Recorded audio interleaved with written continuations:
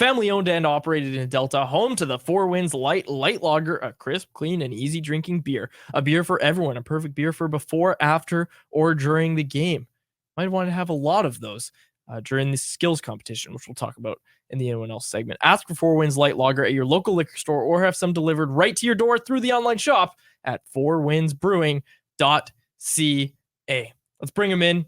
The goalie guru, as he's so affectionately known as, Kevin Woodley. Kevin, thanks so much for doing this. Thanks for taking the time today.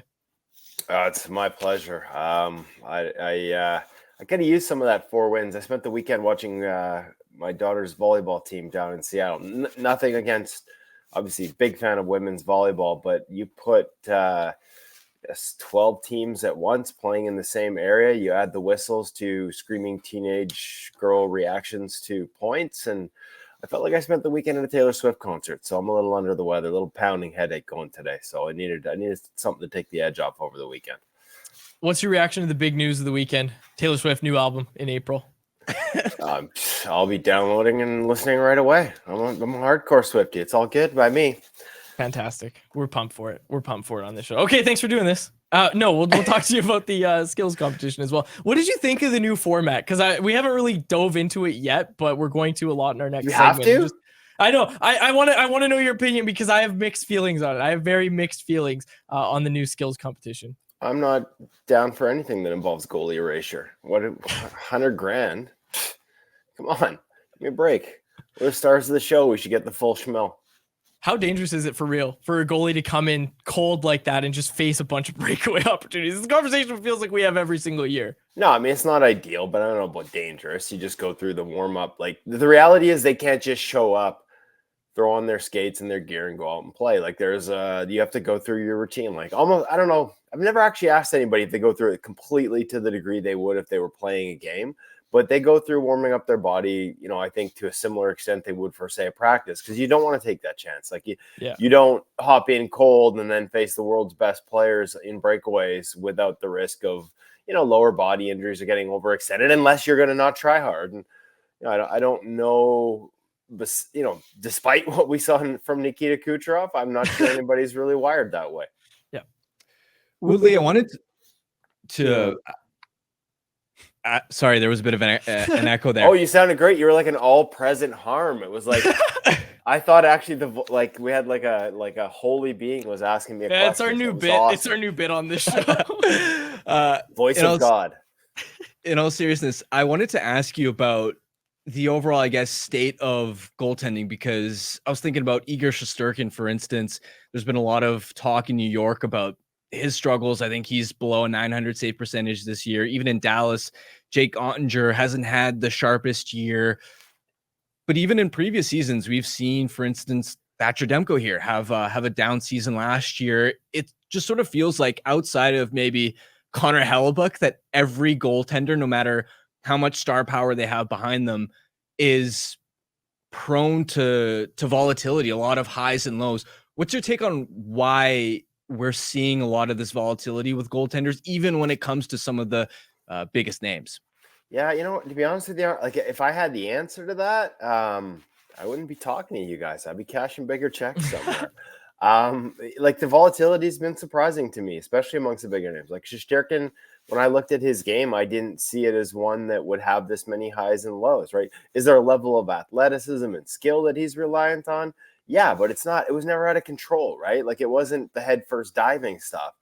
It was the way he moved around on the ice that made him so remarkable, both athletic and powerful, but also under control. So, yeah, some of this is an environment, but it's not. So, like, I thought for sure the Rangers would have a higher expected save percentage for him under Peter Laviolette. There's usually a first-year bump under him as a head coach that sustains for a couple of years, and Shesterkin's expected is like 886 right now.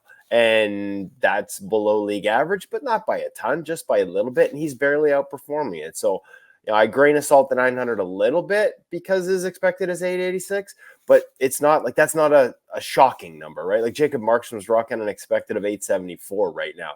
And he's outperforming it at a level that, frankly, few other in the entire NHL are, like almost a full 3% above it. So, I do think a lot of it is so for the guys that are just getting started in their career, and I know Shesterkin's been around a little while, but this all sort of started after the Hart year, right? Like the high was so high that there was always going to be a downside because, he wasn't just like good that season. He was historically good that season. So there was always a sort of, I guess there was another side to that coin that was going to come. I'm surprised it's been as harsh as it is. And I think part of this can be just the amount of pre-scout that goes into things. Like you're not fooling anyone anymore. And I think guys pay attention to those things more when it's a Tuesday night in New York than they did in the past. Like I think a lot of pre-scout stuff and how to target and break down goalies, frankly, was sort of lost until you hit the playoffs. And that's when teams, in a best of 7 are going to grind down on those details and pay attention, to tendencies where to beat guys.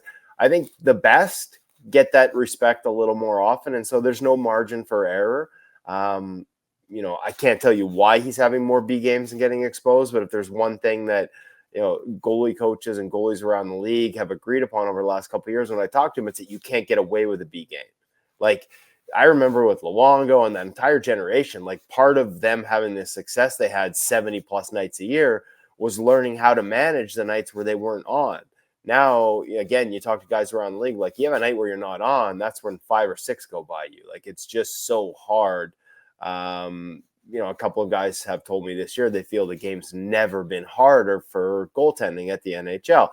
There are some guys in the 80s that didn't have much protection to their equipment that might disagree back when the fear factor was actually a part of the position. But it's tough, man. And it's just really hard. I guess consistency is going to become sort of the new thing we look for, right? Like consistency, as much as the highs, we're going to look for the guys that don't have the dips as sort of being, a measuring stick for whether you're a truly elite number one. Do the valleys sort of level off above expected as opposed to having those deeper valleys and maintaining higher peaks? To follow up on that, how many truly elite number ones do you think are there right now? Am I allowed to answer that question? They're going to knock on... Right? Like they're going to fully take away my union card. 5 minutes with quads and I'm going to be like totally jeopardizing everything I built up in the goalie union. Oh, sorry. I didn't hear the voice of God. So I thought it was you. No, I'm sorry. Listen, that's, like I'm looking at the list right now. Yeah. Like, is Jacob Markstrom having an elite season right now? Yeah. But where was he last year? Right? We speak about the consistency. Jeremy Swayman's having another exceptional season, but he hasn't been in the league that long and he's not playing on an every night basis. I'd have Demko in that conversation. We watch him every night. We know how good he's capable of being. And yet you guys talked about last year. So, and again, we know here internally, like in Vancouver, having watched what happened last year, that a lot of that is just environment. That's the one thing I will say I've learned. When the environment gets terrible, like really bad, like bottom 5 in the league bad, doesn't matter who's in net. I say that despite what Jacob Markstrom's doing this year, but it's just really hard to sustain any level of consistency behind that, right? We saw it with the Oilers this year, like Stuart Skinner, they were ready to punt him right out the door at the beginning of the season. Well, the Oilers were 32nd in the NHL when it came to high danger rush chances that they surrendered. So the most dangerous types of chances, they gave up more than anyone in the entire league. And the goaltending sucked. Well, guess what? They make a coaching change. They are now number 1 in the league since that change in terms of those types of chances. And guess what? Stuart Skinner doesn't suck anymore, right? So I do think when you get to those sort of edges of like the periphery, the outside, the last few spots in the league and certain types of scoring chances, there's only so much goaltending can do. In terms of who's elite, like there's a lot of guys I would have had on that list that are having down years. I would have put Shesterkin in that category. I think you have Sorokin in that group. Connor Hellebuck is clearly there because of the consistency in his game, because this is a year after year thing. And yet I'd add the caveat, one thing the Jets have done incredibly well throughout his time there, I guess throughout his time in that elite status, is not give up laterals. Nobody in the league better in a one-on-one situation, straight line attack than Connor Hellebuck. East-West, the numbers fall off, but they don't give up East-West there, nowhere near as much as other teams do. So there's a grain of salt with everyone. Man, if you're hovering in the top 10 for 3-4 years in a row, I put you in that category. Andre Vasilevsky's having a down year. I still think he's an elite goaltender. UC Saros is having a down year right now. but I still, based on the previous 3, have him in that category as well. So I'm not going to let quads or harm cost me my goalie union card. I'm going to load up on guys that I still think are elite and trust that they'll get back to that form, even if it's down right now. Okay, Kevin. So let's use that context to discuss the trade market then, because is this almost, because we've established that this is kind of a new thing where no matter who's in net, if your environment's bad, it's not going to work. And you just brought up Hellebuck as a guy who really good one-on-one, but East-West isn't good. And one conversation it isn't good. You're killing me again. Sorry, you didn't say isn't good, but the numbers fall, as you would say. The numbers fall. Don't forget the numbers and everything else Connor Hellebuck does are so elite that it has to come down. But in the context of trading, we talked about a team like the Buffalo Sabres. Oh, they should go get Connor Hellebuck. Okay, well, they better clean up what they're doing in front of him, or they're not going to love that investment. The reason I'm bringing this up, Kevin, is because with Casey DeSmith, did the Canucks know something we didn't? Was Casey DeSmith just going to flourish in the Canucks' new defensive environment? Because he's been fantastic since arriving in Vancouver.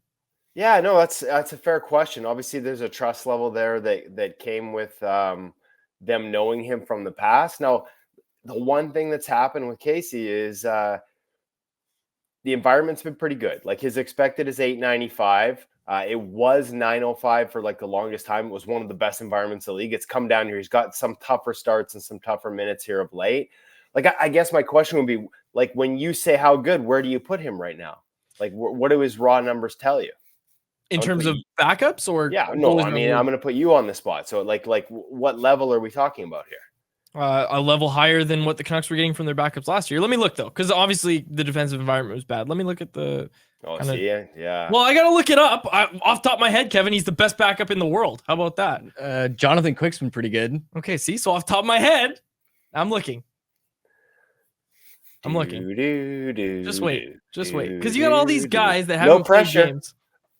Well, this is your last time on the show, I swear. Great Kevin. podcasting on the fly right here. Well, no, and Kevin, we should also mention you were. I'm not allowed to ask questions? No. I like this. I'm going to find you an answer, but I'm going to fill time while I do it. We should also mention you were going to co-host today until I rudely texted you last night and said, hey, can you just guest instead? This is why I'm being such a hard ass and not the fact that I'm actually getting sick right now. I'm trying to look like stiff me, Harm. He totally just like stiffed me today. So now I'm just like putting him on the spot. Are you like, who do you consider a backup? Could you consider? Okay, listen, I'm just going to save you from yourself here, Quads. Like his adjusted numbers rank 33rd in the NHL right now, which isn't bad because like you said, there's 32 starters ahead of you. Like it's been a really good investment. I just think there were times there, and I heard this in my replies and on Twitter where it's like, I think him and Demko had like the same raw save percentage, like 918, like right across the board. They were the same people. Like start Casey DeSmith ahead of Demko, and I was like, whoa, like let's just back off here a little bit. They have played really well in front of him, and that's a part of it. Now, the one thing that we see that Casey does is he gives up, and I think this has actually gotten better as the year's gone on.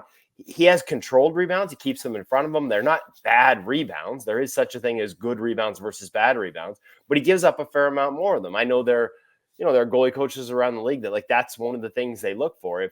If that's a part of your game, they don't think that can be championship goaltending, right? So I think we just have to grain of salt things a little bit. DeSmith has given them a level of backup goaltending that they haven't had in a while. Again, the environment's a lot better, and in particular, it's been a lot better for him. Like the discrepancy has come down. I think they're only 5 or 6 points apart in terms of expected save percentage now. But for a long stretch this season, up until his last couple starts, it was like 10 to 15% in terms of same team in front of them, different expected results. Two parts to that. One is you have obviously different starts, different situations, maybe lesser teams at times. The other part is Casey DeSmith deserves credit for this. Like the guy works his ass off in practice. He stays out there for all the drills that nobody wants anything to do with. The guy's hammering pucks from the hash marks. He's the one that's sticking around and taking part in that. Guys play hard for guys like that. And so he's sort of quiet, sort of seen, not heard that NHL teams like, especially in their backup goaltenders. Like he does the job really well. And so guys play hard for him and he's benefiting from that. When we get into contract time in the summer and teams are looking for a goalie, and I wouldn't be surprised if he ends up somewhere like, Los Angeles, reunited with his former goaltending coach in Pittsburgh. I would grain of salt those decisions the same way. No, I was going to say, I almost said compared to Jack Campbell, just because Jack Campbell's adjusted save percentage always graded out in the 30s. But I don't think anybody's coming with 5x5 for Casey DeSmith. And frankly, there's less volatility, to go back to the first question, in his game than there are in some other goaltenders around the league. There's a real steadiness to the way he plays. I like a lot of what Casey DeSmith does.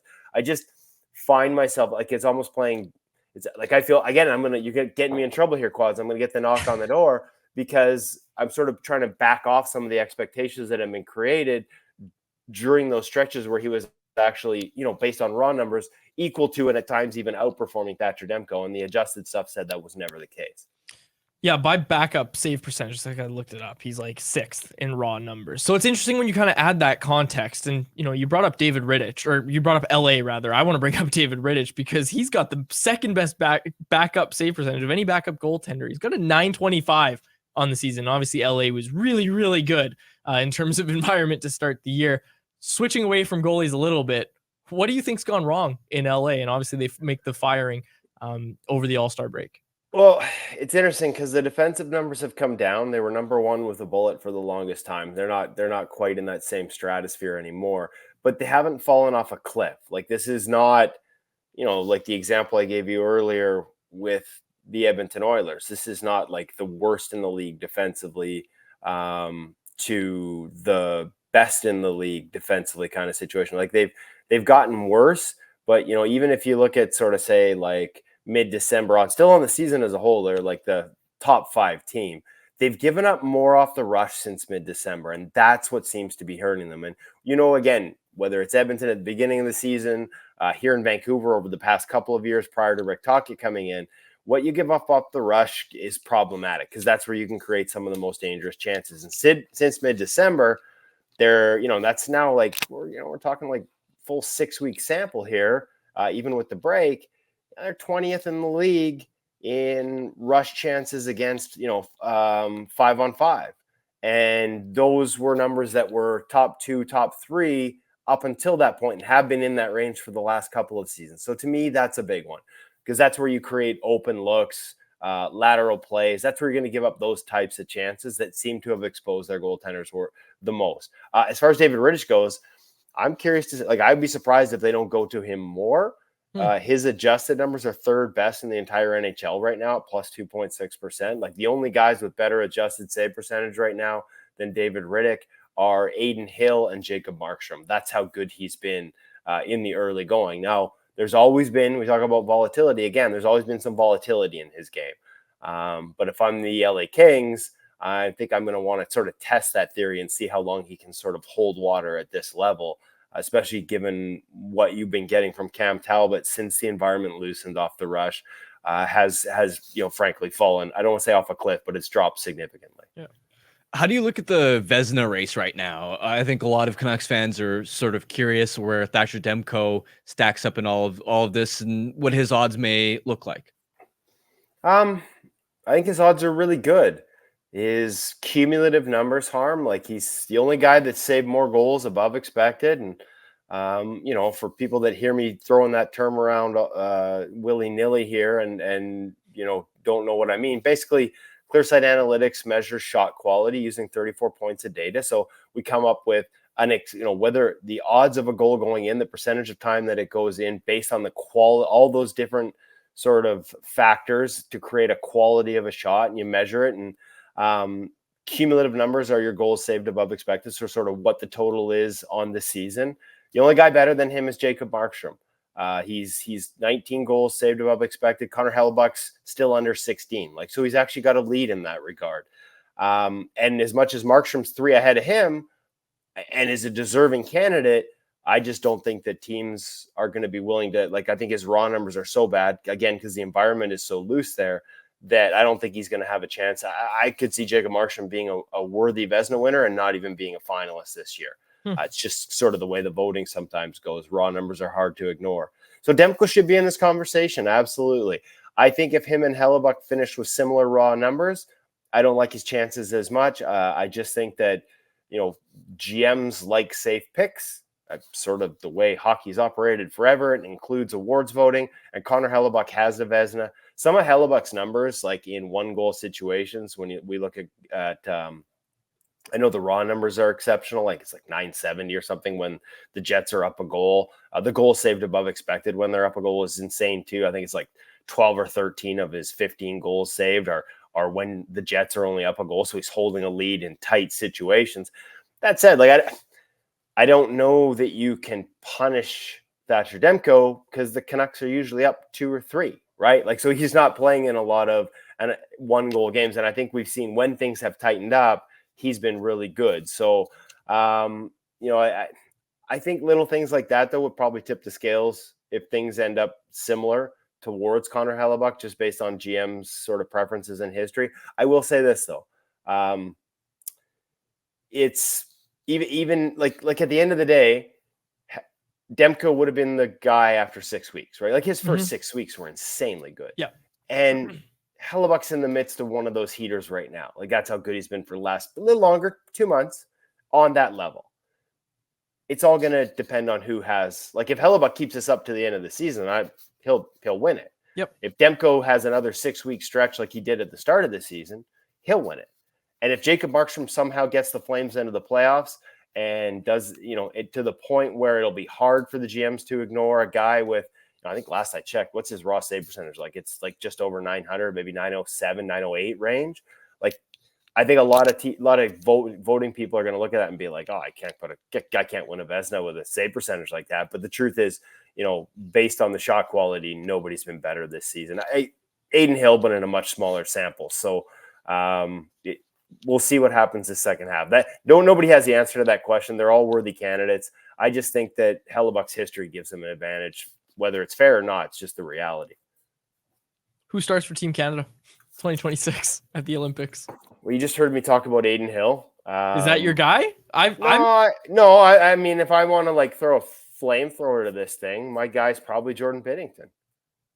Like if you guys want to get into it, like Jordan Binnington, frankly, you talk about crappy narratives. Like the narrative after the Blues won the Cup was that they were still a good defensive team, and it's been horse crap ever since. Like they haven't been. They have not been a good defensive team since they won the Cup. And Binnington, for long stretches, has held that team together. And there's a great example of terrible defensive environments. Like you look at his numbers at the start of this season. He's one of the best goalies in the league through like the first 2 months. He was up there with Demko. He was pushing. And it's just really hard when the environment's that loose to sort of maintain that. Went through a dip. Now he's on a heater again. We talked about guys who should be worthy Vezina candidates.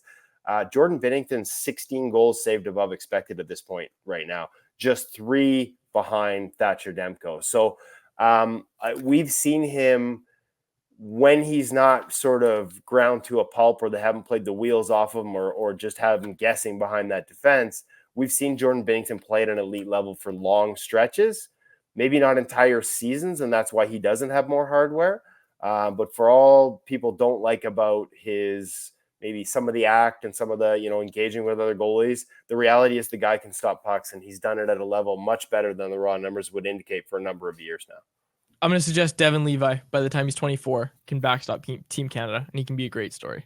You won't find a bigger Devin Levi fan than I. Spent a full week and a bit with him in Montreal this past summer. Learned a lot about him as a player, as a person, the habits he has. I like the no stone unturned guys, the guys that look for any way to get better. And whether it's his use of VR or the way he practices in a 3-on-3 rink with a coach named Marco Romano in Montreal and the way he's made that work for him. Like, I'm a huge Devin Levi guy, so I won't disagree with that. I just think, we'll see if he gets an opportunity, see if the Sabres actually start to defend in the next couple of years to give him an opportunity to build some confidence at this level. Yeah, and of course, we definitely shouldn't look over Binnington or Hill. Okay, Kevin, final question for me here. I've got to ask you about the incident over All-Star Weekend. Controversy struck when Thatcher Demko refused to give Jeremy Swayman a goalie hug. Your thoughts? He's not a hugger. Yeah, I guess that's fair. Sometimes, but honestly, you're there. Okay, but I'm not there, and that's the biggest thing that I will say here. So the first caveat is he might not have seen him. The second caveat is it might have been a bit. The third caveat is maybe Canucks fans this is their fantasy. Thatcher Demko actually knows the history of Bruins Canucks and was representing them when he wouldn't hug a Bruin. Maybe all of that is true. I think the most likely thing is that Thatcher doesn't want to dance for us. Thatcher is a guy who doesn't have time for the performative crap, to be quite frank. Like, he's down to business. You look at his face as he walks by, like, that's a face we've seen, right? Like, it's just kind of, it's all about hockey. And when you talk hockey, I've said this a couple of times today. We at In Goal Magazine, we sit down with goalies and break down video. It's one of the biggest things we do. It's called pro reads. And so they walk us through their save selections and why, what they're reading on the ice. I spent 45 minutes with him going over his own video last year, and he was phenomenal, like fantastic. The insights were just flowing. He's one of our best guests in that format. We've got like 12 different, what we call pro read segments live at ingoalmag.com with him already. He's sensational. But I once asked him if he'd show me how and why he tapes the knob of his stick, because it's unique and other goalies have copied it, and he wants nothing to do with it. And that's fine. Like, we tease a little bit back and forth, but to him, that's performative. To him, that doesn't matter. And I just think that maybe we caught a glimpse of that. It's not a criticism by any means. It's just who he is. It's how he's wired. I think Rick Tocchet's even praised him for that business-like attitude. And I think maybe with, again, the caveat that the other things I said could all be true, because I haven't asked him, and I'm not wasting a text message to him on the goalie hug controversy. Let me tell you that much, because of all those other things I just said, I'm not wasting his time with it. But I think most likely, based on the guy we know, that's probably the answer. What happened to Dancing Demko? We were talking about that last week, the whole Dancing Demko thing in college. And obviously there's the story with Patrick Waugh interviewing him and saying, stop dancing in between whistles, and really just interviewing so we could rip him for that. What happened to that?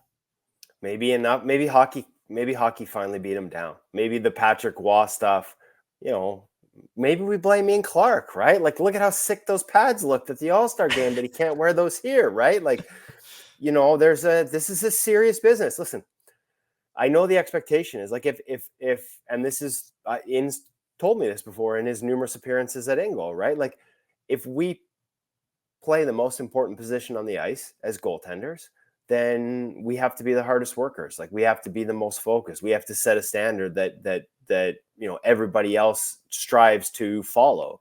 And I think there can be a carryover that into sort of how you conduct your business. And listen, from a media standpoint, there are times where it's like, you wish you'd dance a little bit. But I think when you understand the reasons, you understand the person, and it doesn't mean he's a fun smuggler, as my kids often call me. It's not like he's like the enemy of fun. We've seen him joke around with teammates in the locker room. You've seen him give goalie hugs in truly raw, emotional situations, or just being genuinely happy for, say, a Casey DeSmith.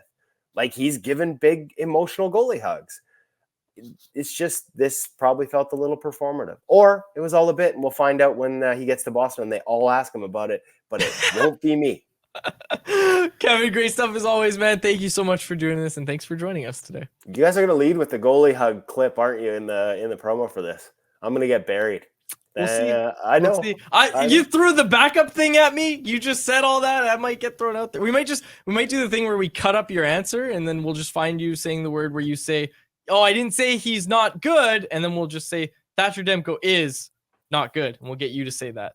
Kevin Woodley AI. That's our next bit. Okay. I eagerly await this. This is what you get, Quads, for not having me.